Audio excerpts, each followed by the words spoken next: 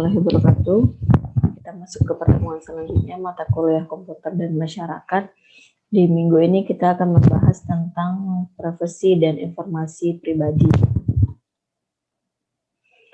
Nah, bisa kita lihat ya bahwa sekarang ini dampak teknologi komputer itu banyak sekali, ada yang dari sisi positif dan ada yang dari sisi negatifnya.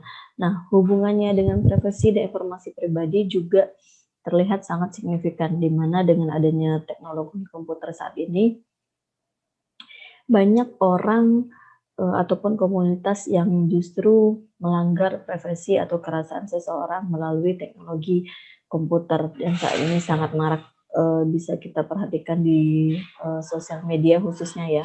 Banyak sekali pelanggaran-pelanggaran privasi yang terjadi.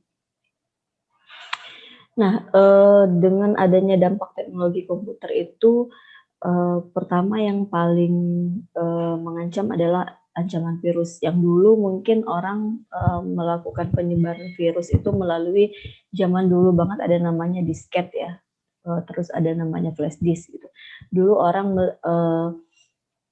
mengancam atau menyebarkan virus melalui hardware seperti itu, dimasukkan ke dalam disket, dimasukkan ke dalam flash disk, sehingga nanti ketika flash disknya itu dimasukkan ke dalam laptop atau komputer kita, maka virusnya akan ikut masuk ke dalam laptop atau komputer kita. Nah, zaman dulu bahayanya virus di teknologi komputer seperti itu. Nah, namun saat ini makin bahaya ya, di mana ancaman virus tidak hanya merebak pada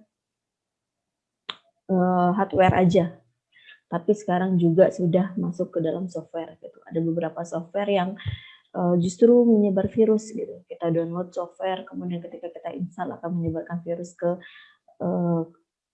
PC kita ataupun ke laptop kita, dan itu merupakan salah satu dampak dari teknologi komputer yang mau tidak mau ya harus kita hadapi dan akan terlibat di dalam ancaman tersebut. Nah, kalau dulu itu sebelum adanya teknologi komputer, orang berperang itu secara fisik gitu, adanya perang, terus biasanya komunitas-komunitas kayak misalnya anak sekolahan melakukan tawuran gitu. Nah, itu melakukan fisik.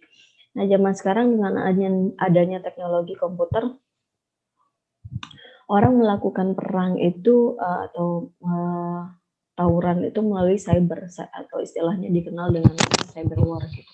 Jadi orang sekarang sudah tidak lagi berperang secara fisik, tapi mereka akan mengancam melalui cyber, yang istilahnya dikenal dengan nama istilah cyber war. Gimana caranya mereka melihat ataupun mengancam baik dari sisi keamanan, pertahanan negara misalnya, dan sebagaimana lainnya itu dilihat melalui cyber war. Nah, kita masuk ke privasi ya. Jadi apa itu sih privasi? Privasi itu ketika kita pertama bebas dari gangguan. Nah, ketika kita tidak ada seseorang ataupun komunitas yang mengganggu diri kita, berarti privasi kita itu terjaga. Jadi yang pertama sekali kita bebas dari gangguan apapun gitu. Itu privasi. Jadi kalau misalnya kita nggak mau nih diganggu teman gitu, jangan ganggu dulu. Nah, itu berarti kita minta privasi kita tidak diganggu. Kemudian selain dari faktor fisik yang mengganggu privasi kita, ada juga kontrol informasi. Jadi zaman sekarang ini tidak lagi faktor fisiknya aja yang merupakan privasi dari kita.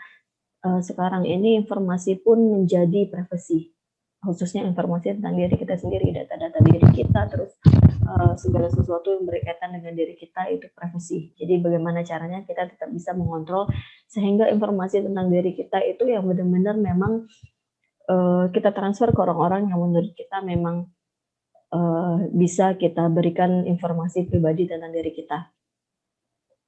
Yang ketiga, ketika kita bebas dari pengintaian, dalam artian tidak adanya pengintaian terjadi terhadap diri kita, maka privasi kita bisa dikatakan terjaga gitu. Ketiga hal ini, ketika kita sudah bisa mengontrol, ketika kita bisa bebas dari ketiga hal ini, nah berarti bisa dikatakan bahwa privasi kita itu terjaga.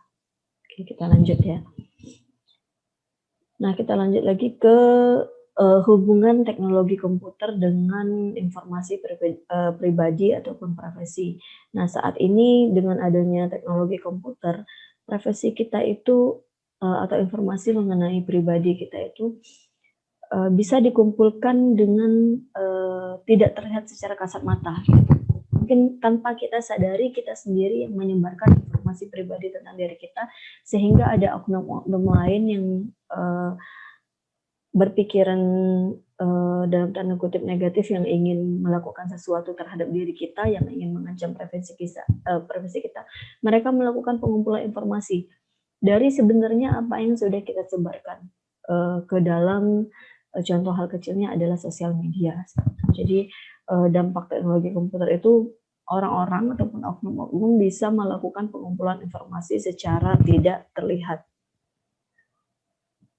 Nah, satelit pengintai juga ya sekarang ini, mungkin di setiap negara punya satelit pengintai yang bagaimana caranya bisa mengumpulkan informasi-informasi yang tidak terlihat. Jadi tidak terlihat secara fisik, tapi informasi ini berguna untuk satu dan lain halnya, sehingga dengan adanya teknologi komputer itu bisa mengumpulkan informasi yang tidak bisa dikumpulkan secara fisik.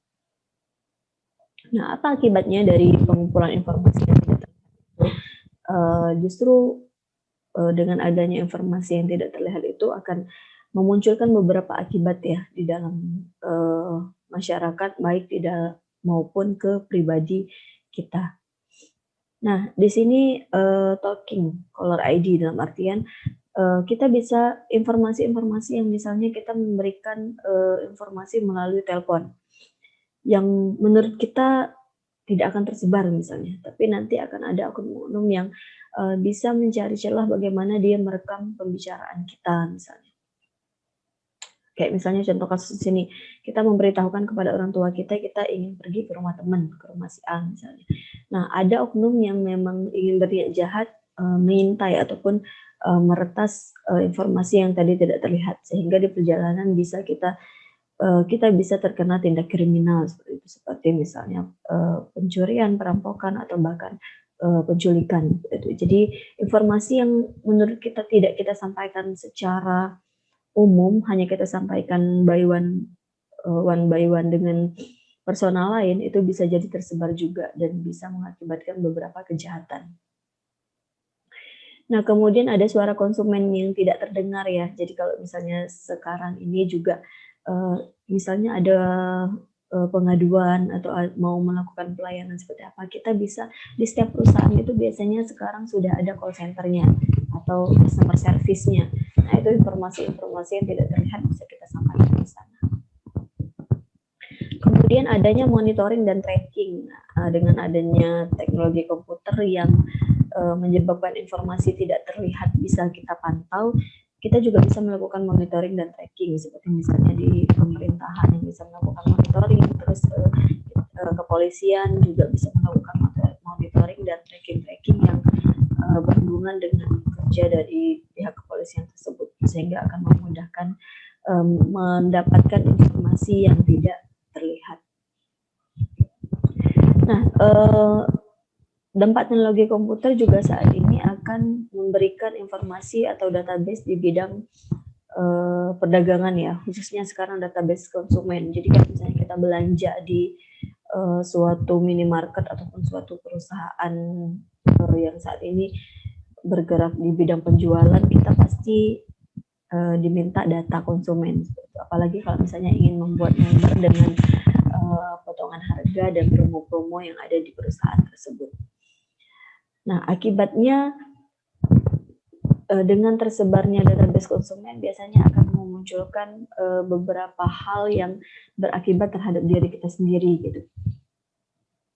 Pertama adalah untuk perusahaan sendiri, dengan adanya database konsumen, mereka bisa menggunakan informasi-informasi kita untuk melakukan pemasaran. Nah, misalnya informasi yang kita berikan, kita bekerja di mana, itu bisa menjadi metode pemasaran untuk mereka. Kemudian, nah ini yang agak negatif ya, jadi bisa melakukan daftar konsumen itu, terkadang ada beberapa perusahaan yang bisa membeli daftar konsumen, kayak misalnya perusahaan marketplace juga kadang-kadang data-data kita mereka lakukan penukaran atau dijual beli, istilahnya data-data konsumen, karena kebutuhan yang memang bisa dilakukan segala sesuatu untuk data yang sudah kita berikan. Kemudian mereka bisa melakukan pemasaran jarak jauh dengan adanya database konsumen, seperti misalnya kita memberikan nomor handphone, memberikan data sosial media, itu bisa dilakukan pemasaran jarak jauh. Kemudian penambangan data ini juga bisa dilakukan dengan adanya database konsumen yang ada di perusahaan. Pemasaran massal bisa dilakukan secara broadcast. Kemudian iklan-iklan di situs web juga bisa mereka sampaikan melalui personal dari kita, dan biasanya akan memunculkan spam ya, banyak email-email spam biasanya yang akan masuk ke dalam email yang sudah kita daftarkan sebelumnya itu database konsumen.